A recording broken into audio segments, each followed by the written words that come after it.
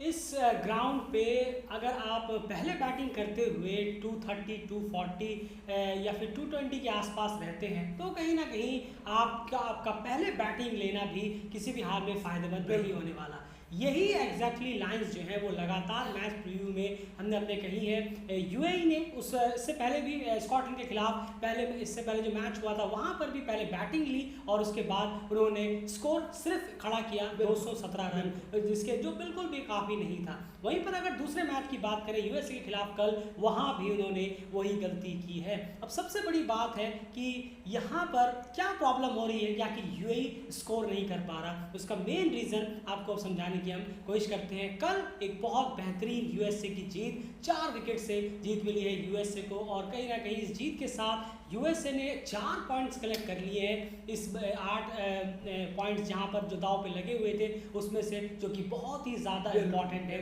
USA के लिहाज से अगर देखें। और वो 9 यूएसए ऊपर तो पिछले मैच के पहला मैच जीतते ही आ गए थे और अब अपनी जो स्ट्रेंथ है उसे उन्होंने और स्ट्रॉन्ग कर लिया है। एंड टॉस जीतकर पहले यूएई की बैटिंग रही, फैसला बिल्कुल सही, अभी भी उसमें कोई गलती नहीं है। लेकिन प्रॉब्लम कहाँ आ रही है यूएई के बैट्समैन में, जो अभी तक 2 मैचेस में 220 रन भी क्रॉस नहीं कर पाए हैं कि नहीं। बिल्कुल, देखिए सबसे बड़ी प्रॉब्लम तो यही है कि बल्लेबाज रन बना रहे हैं। सबसे बड़ी प्रॉब्लम यही है कि बैट्समैन रन ज़रूर बना रहे हैं, रन कर रहे हैं, वहाँ पिच पर जा रहे हैं, टाइम बिता रहे हैं, सब चल रहा है, लेकिन बिग स्कोर जो एक होना चाहिए वो नज़र नहीं आ रहा। लास्ट इस मैच पे भी रिजवान ने ज़रूर 50 मारी है, क्रूशियल टाइम पर वो भी आउट हो गए 67 पर। और जैसे ही वहाँ पर एक प्लेयर की ज़रूरत थी कि कोई ऊपर का प्लेयर यहाँ नीचे तक आए, और इन जैसी पिचों पर जहाँ पर ऐसी पिचेस हैं, बैटिंग फ्रेंडली पिच है, वहाँ पर अगर कोई एक batsman at the last moment तक जाए तो फिर टीम को बहुत फ़ायदा होता है, टीम काफ़ी अच्छे स्कोर तक जाती है। लेकिन हम यूएई के बैट्समैन में क्या देखते हैं कि टिकते हैं, जमते हैं, 40 बॉलें खेलते हैं। अगर आपने शुरुआत धीरे करी है कोई बात नहीं, लेकिन आप ख़त्म अच्छी तरह कर सकते हैं, 80-90 के स्ट्राइक रेट से ख़त्म कर सकते हैं। लेकिन नहीं, वही स्ट्राइक रेट रहता है, 50 बॉल खेल लेते हैं पर स्ट्राइक रेट क्या रहता है, 40 का, 45 का, 50 का। आप जितनी बॉलें आप खेल रहे हैं अच्छी बात है, आप जम गए हैं, जमने के बाद आपको रन निकालने होंगे, तरीके ढूंढने होंगे रन बढ़ाने के, स्ट्राइक रेट को बढ़ाना होगा ना कि और कम कर देना होगा। वो टीम ही प्रेशर में आ जाएगी, लास्ट में मारने की कोशिश करते हैं लड़के। राहुल भाटिया ने भी कल कुछ बल्लेबाजी की, अच्छे रन बनाए और साथ सबका मिला, थोड़ा छोटा छोटा साथ मिला, लेकिन मैंने जैसे कहा बिग स्कोर चाहिए, अच्छे स्ट्राइक रेट से रन बनाने चाहिए, जमने के बाद आपका धीरे खेलना समझ में नहीं आता। बिल्कुल क्लियर नज़र आता है, क्योंकि मान लीजिए आप शुरू में थोड़ा वक्त ले रहे हैं, जब आप बैटिंग करने के लिए आए तो आप वहाँ पर जो बैट्समैन है वो वक्त ले रहा है, जरूर चलिए 10 बॉल 15 बॉल में देख लूँ कि बॉलिंग किस तरह से हो रही है, पिच कैसा बिहेव कर रही है, उसके बाद मैं स्कोर करूँगा। लेकिन यहाँ पर 25-30 बॉल खेलने के बावजूद भी अगर आप आउट हो जाते हैं, उसके बाद भी अगर आप आउट हो जाते हैं इतने बॉलें देखने के बाद भी, इसका मतलब है कि आपने 30 बॉलें पहले वेस्ट कर दी, कि आपको शायद समझ में नहीं आया कि ये पिच कैसे बिहेव कर रही है, या फिर ये बॉलर कैसे बॉलर्स की जो लेंथ है वो किस तरह से आ रही है, इसका मतलब आपको समझ में नहीं आया। और अगर आपको समझना ही नहीं है तो फिर आपने 30 बॉलें वेस्ट करी। बस आप अगर शुरू से रना बॉल खेल के चलते हैं तो कम से कम यहाँ पर 100 के स्ट्राइक रेट से 30 बॉल तक आते आते आप कम से कम 20-25 रन तो टीम के लिए ऐड करते, वो भी सबसे दिक्कत यूएई के साथ चल रही है। और ये सबसे बड़ा रीज़न है कि आप बॉलें खेल रहे हैं लेकिन उसको रन्स में कन्वर्ट नहीं कर रहे हैं। स्ट्राइक रेट लगभग सभी प्लेयर्स का अभी तक बहुत ज़्यादा पुअर रहा है, रिजवान को छोड़कर दोनों मैच की अगर हम बात करें। 203 रन कुल मिलाकर यूएई जो है वो जोड़ पाया अपने 50 ओवर की बैटिंग में। इससे ज़्यादा हैरानी होती है, 50 ओवर आप 203 का स्कोर कर रहे हैं। पिच भले ही थोड़ी बहुत स्लो हुई है लेकिन किसी भी हाल में इतनी स्लो नहीं हुई है। पहले बैटिंग करते हुए वो बॉलिंग की लेंथ से पता चलता है।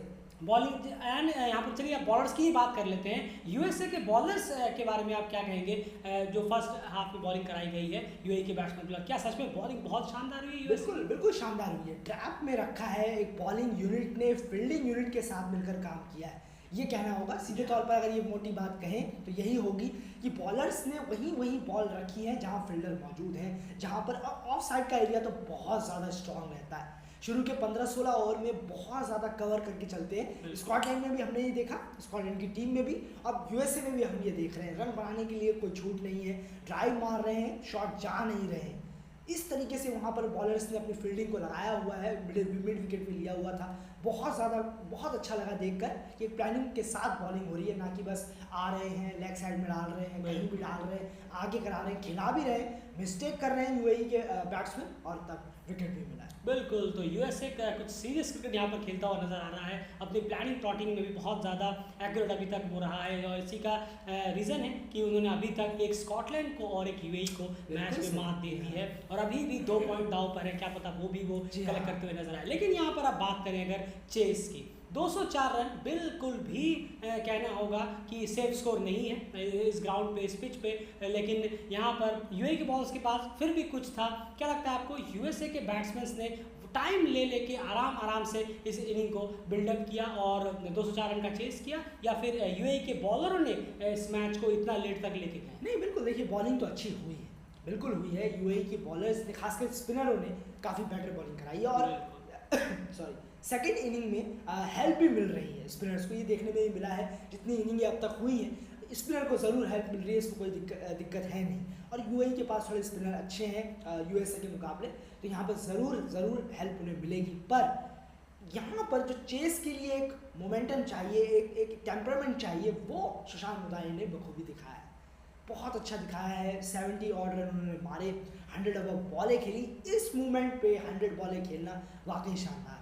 जब आप चेस कर रहे हैं, पिच स्लो हो गई है, स्पिनर्स इफेक्टिव हो गए हैं, तो इस सब कंडीशनों में आप बॉलें खेलें, टीम को जिताएं, रन रेट के हिसाब से खेलें तो बेहतर होगा। और उन्होंने, मुदालिक ने एग्जैक्टली ये किया।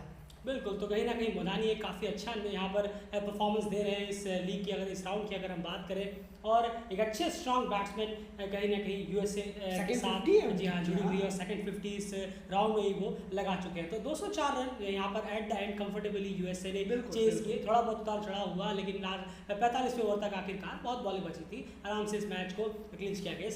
ऐसे मैच में लगातार कहा है कि अगर आप पहले बैटिंग कर रहे हैं, और ये है कि टॉस जीतकर आप पहले बैटिंग करें तो ज़्यादा बेहतर रहेगा।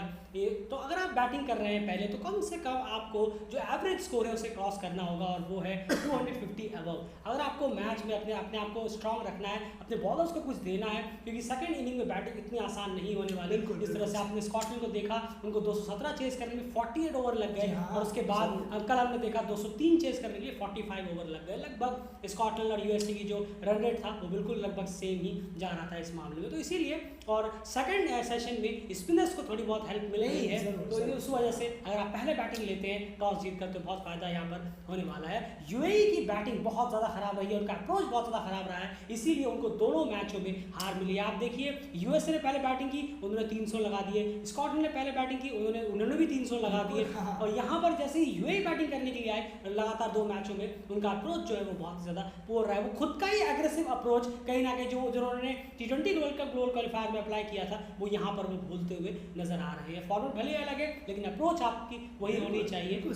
शॉर्ट सिलेक्शन अलग हो, लेकिन अप्रोच जो है वो आपकी वही होनी चाहिए। लेकिन यूएई की बिल्कुल नदारत नजर आ रही है, और कहीं ना कहीं यूएई की इस तरह की परफॉर्मेंस के साथ अगर किसी टीम्स को फायदा हो रहा है तो वो है नामीबिया, यूएसए और नेपाल की यहाँ मैं बात करूंगा। यूएसए ने काफ़ी अच्छा यानी पुश लगाया है, ऐसा लग रहा था कि यूएसए शायद इस रेस में नहीं है, इतनी ज़्यादा अभी काफ़ी दूर है, लेकिन अब तो यूएसए भी नेपाल और नामीबिया के लिए खतरा बनती जा रही है। जरूर, और ये बहुत अच्छी बात है, कॉम्पिटिशन बढ़ रहा है तो और मज़ा भी आएगा, टीमें तैयार भी होंगी, वरना टीमें थोड़े अपने आप को बहुत ज़्यादा लाइटली ले लेती है। बिल्कुल सही, कि अब तो है ही नहीं, अब तो बस 2 टीमें वहाँ हैं, 3 टीमें यहाँ हैं, ऐसा सोचती हैं, और ये माइंड में आ भी जाता है, भले ही वो कहीं ना कहीं बाहर वाली चीज़ें नहीं है ये बताने वाली, पर कंपटीशन बढ़ेगा तो इससे सारी टीमों पे नज़र रहेगी कि हाँ, हमें इनके खिलाफ भी अच्छा करना है, और बहुत अच्छा क्रिकेट देखने को मिलेगा। बिल्कुल, तो चलिए, जो भी कुछ होगा लगातार डेली क्रिकेट आपके सामने प्रेजेंट करता रहेगा, कम्युनिटी के जरिए हो, वीडियोस के जरिए हो, और इस पोस्ट मैच एनालिसिस में फिलहाल इतना ही। लेकिन एक बहुत इंपॉर्टेंट जीत यहाँ पर यूएसए को मिली है, और इसमें कोई दोहराई नहीं है कि इस राउंड में सबसे वर्स्ट टीम की तरफ अगर कोई बढ़ रही है तो वो यूएई है हाल फिलहाल के लिए। और जाहिर सी बात है, 2 मैच वो हार चुके हैं, अब बहुत बेहतर करेंगे तो वो 2 ही जीत सकते हैं, लेकिन इतना आसान होगा नहीं, क्योंकि आपकी अप्रोच जो है वो बिल्कुल अलग दिशा में जा रही है, जो दिशा में आपकी अप्रोच जानी चाहिए थी। फिलहाल इस वीडियो में